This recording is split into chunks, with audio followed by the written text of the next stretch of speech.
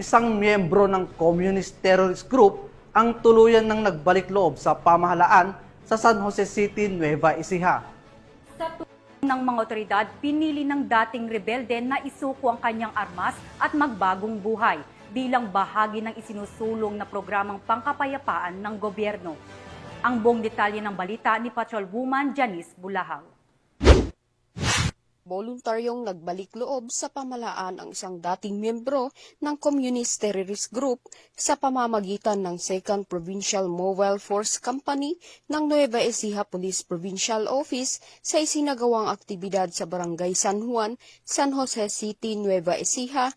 Kinilala ni Police Lieutenant Colonel Wally C. Bitog, Force Commander ng 2nd PMFC, ang sumukong individual sa alias na Kaoman o Jake na nasa hustong gulang, lalaki, isang magsasaka at residente ng Pantabangan, Nueva Ecija. Isinuko rin ng dating rebelde ang isang homemade 12-gauge shotgun na walang serial number at 2 live ammunition para sa nasabing baril.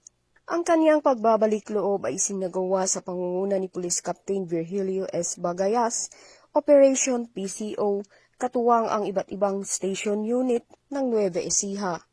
Ang pagsuko ni Kaoman ay bahagi ng patuloy na kampanya ng pamahalaan laban sa insurhensya sa ilalim ng Oplan Balikloob Program at suporta ng NEPO sa layunin ng National Task Force to End Local Communist Armed Conflict o ang NTF-ELCAC. Patuloy ang panawagan ng pambansang pulisya sa direktiba ni PNP Chief Police General Nicolas D. Torre III at ni Police Brigadier General Ponce Rogelio I. Peñones Jr., Regional Director ng Pro-3, sa mga natitira pang kasapi ng CTG na magbalik loob sa gobyerno at tangkilikin ang mga programang tulad ng Enhanced Comprehensive Local Integration Program tungo sa isang mapayapa at maunlad na bagong Pilipinas. Mula dito sa gitnang Luzon, ako ang inyong PNN correspondent, Patrolwoman Janice Bulahaw, alagad ng batas, tagataguyod ng Balitang Pulis.